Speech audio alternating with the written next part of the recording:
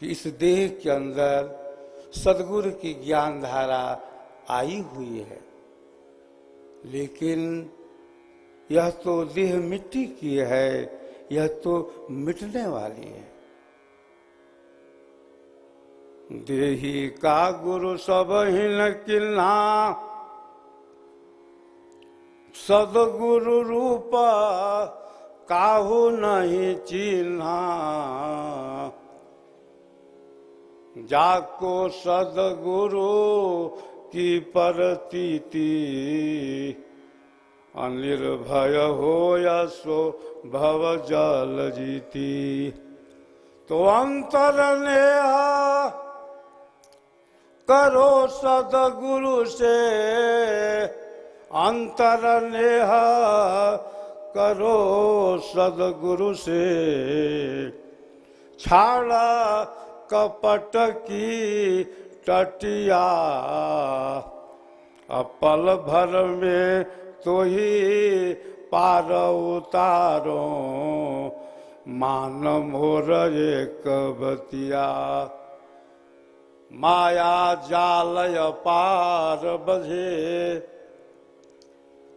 तामे संसारा, सुर नर मुनि गण यक्ष नाग किन्नर भव धारा। सदगुरु दीन दयाल, जाहि पर कृपा किन्हा। तोड़ी मोह भ्रम जाल, अमर पद पल में दिल्हा।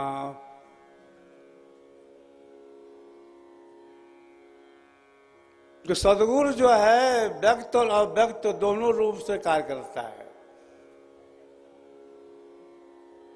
सदगुरु की जो शक्ति है व्यक्त देह में भी कार्य करती है। इसका ज्ञान किसको है?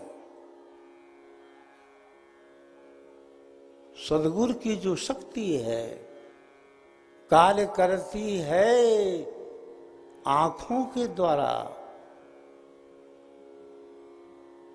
कार्य करती है वाणी के द्वारा भी, और कार्य करती है नखों के द्वारा भी। शक्ति निरंतर जा रही है, कभी वाणी के द्वारा, कभी नैनों के द्वारा और कभी नखों के द्वारा।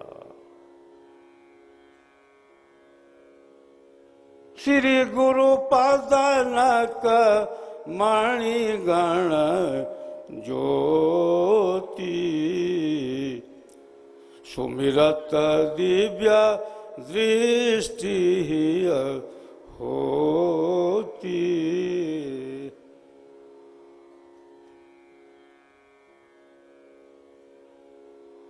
सदगुरु जो है शक्ति का दाता है, शक्ति का पुंज है।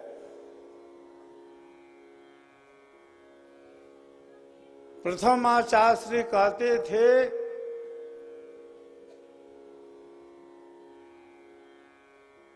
कि सदगुरुदेव ने शरीर त्याग करने के पहले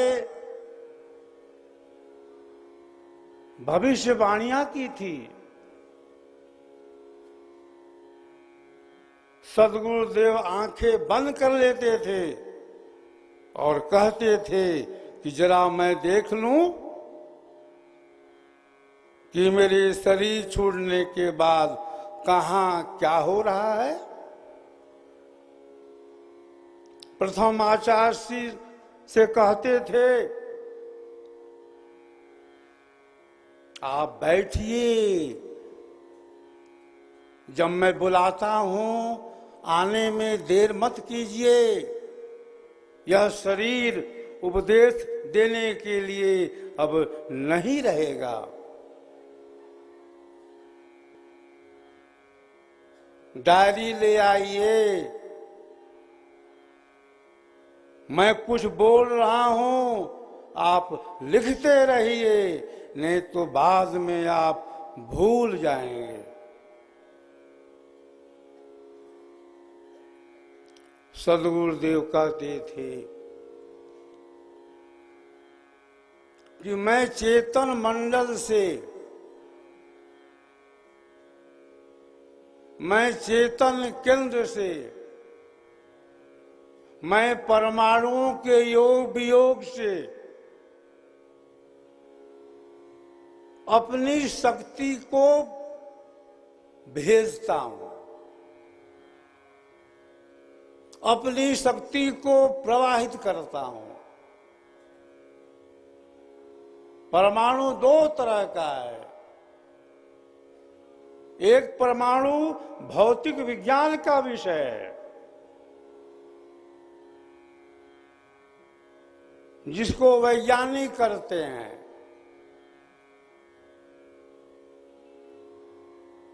एक परमाणु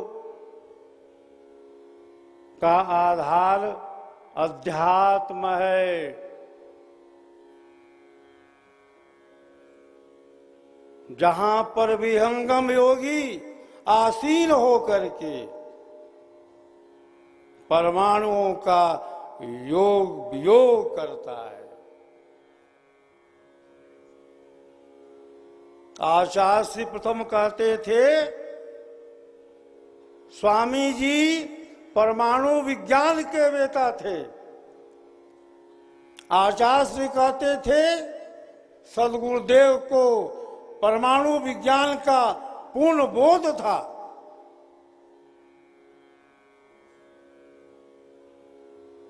वे ईक्षण प्रयोग करते थे, परमाणुओं को कैद करते थे और परमाणुओं को छोड़ते भी थे। परमाणु विज्ञान देश का महान विज्ञान है, जिसके पूर्ण वेता हमारे सदगुरु सदाफल जी महाराज थे। उन्हें परमाणु क्रम का ज्ञान था।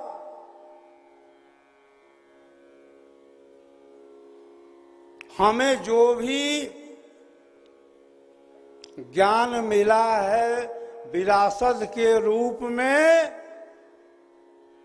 वह मिला है सदगुरु के द्वारा। सदगुरु जो है एक विशेष मुहूर्त में, एक विशेष क्रिया के द्वारा सामने बैठा करके शक्ति का संचार करता है। यह ज्ञान किसी पुस्तक में नहीं मिलेगा, किसी वाङ्मय में नहीं मिलेगा, किसी साहित्य में नहीं मिलेगा। अरे यह तो ईश्वरीय भार है, यह तो ईश्वरीय शक्ति है, ब्रह्म विद्या है, ब्रह्मजा है ईश्वरी धार। दबे न सारी शक्ति से सदगुरु जगत प्रचार।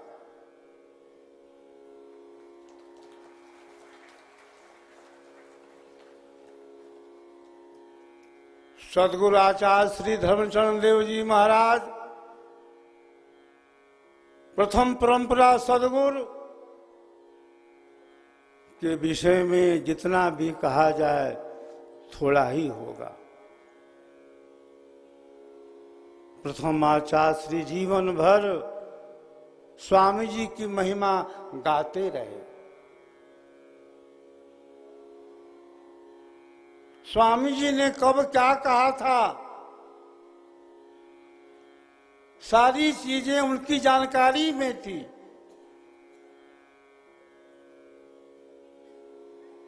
सदगुरुदेव ने भविष्यवाणी के क्रम में क्या नहीं कहा था, क्या नहीं बतलाया था।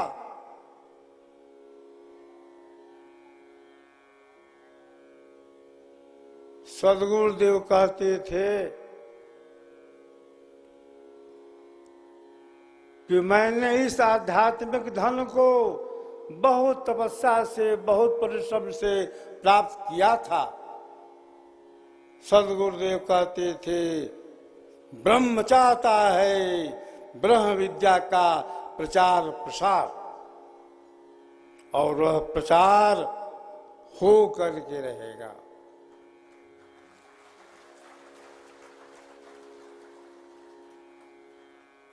यह जो संकल्प है योगी का है। देव शब्द है, देव जो शब्द है उसका प्रयोग होता है प्रकाश अर्थ में, उसका प्रयोग होता है पूजा अर्थ में। दिव्य तीति देव आचार्य धर्मचंद्र देव, तो देव का मतलब क्या है?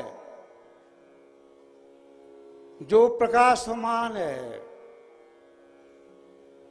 जिसके अंदर आध्यात्मिक आभा है, जिसके अंदर आध्यात्मिक ऊर्जा है। जो आध्यात्मिक ऊर्जा से ओतप्रोत है वही हमारा देव है। दिव्य तीति देव। प्रथम आचार्य श्री के अंदर दैवी आध्यात्मिक शक्ति थी, ऊर्जा थी। वे प्रकाश स्वरूप थे, दिव्य स्वरूप थे। आज उनकी जन्म शताब्दी के शुभ अवसर पर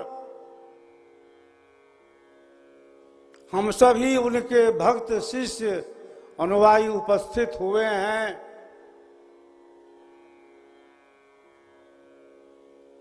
झारखंड का ये सौभाग्य है कि झारखंड की राजधानी रांची में प्रथम आचार्य श्री की जन्म शताब्दी समारोह हम मना रहे हैं। इस शुभ अवसर पर देश ही नहीं विदेश से भी लोग भक्तगण पधारे हैं।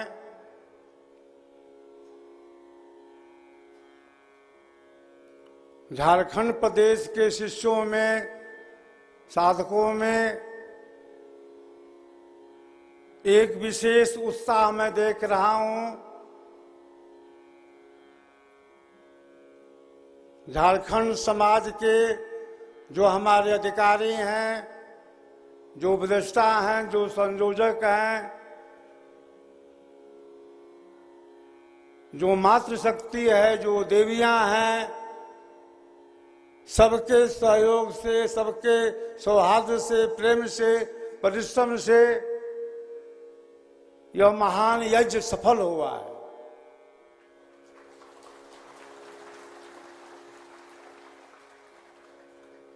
जैसा कि आप सभी जानते हैं,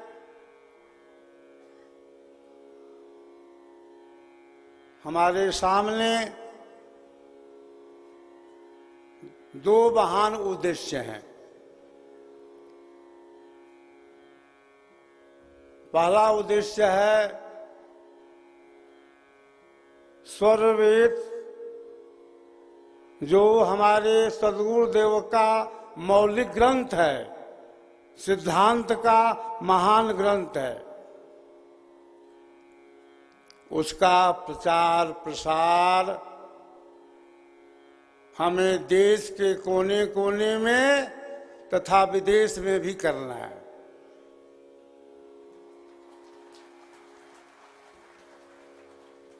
स्वरवेद की गूंज देश विदेश में सब जगह होनी है और समय से होगा भी।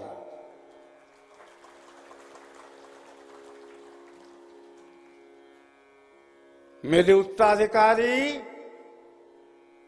संत विज्ञान देव महाराज ने तो बीणा उठा लिया है कि स्वर वेद की भाषा से जन जन को अवगत कराना है। स्वर वेद की भाषा को जन जन में ले जाना है, समझाना है। उत्तराधिकारी विज्ञान देव महाराज का एक ही संकल्प है कि स्वर वेद को कैसे कैसे जन जन में पहुंचाया जाए, स्वर वेद की भाषा से जन जन को कैसे अवगत कराया जाए। जिस तरह से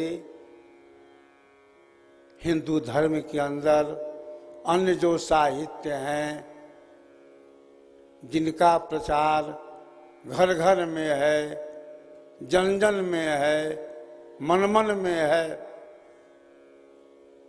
जिस तरह से प्राचीन जो साहित्य हैं उसका प्रचार घर घर में फैल चुका है, जन जन में फैल चुका है, उसी तरह से स्वर वेद की जो भाषा है उससे भी जन जन अवगत हो जाए। लेकिन अभी बहुत बाकी भी है, तो शेष काम जो बचा है वह भी आप सबके सहयोग से पूर्ण होने वाला है। और स्वर वेद मंदिर के निर्माण में हम सभी को लग जाना है, एक इतिहास रच देना है, ताकि आगे वाली पीढ़ी भी सदैव याद करती रहे। स्वर वेद मंदिर का जो निर्माण है वह एक अचंभित करने वाला है। कई आश्चर्य हैं, उसमें स्वर वेद महामंदिर भी एक आश्चर्य होने वाला है।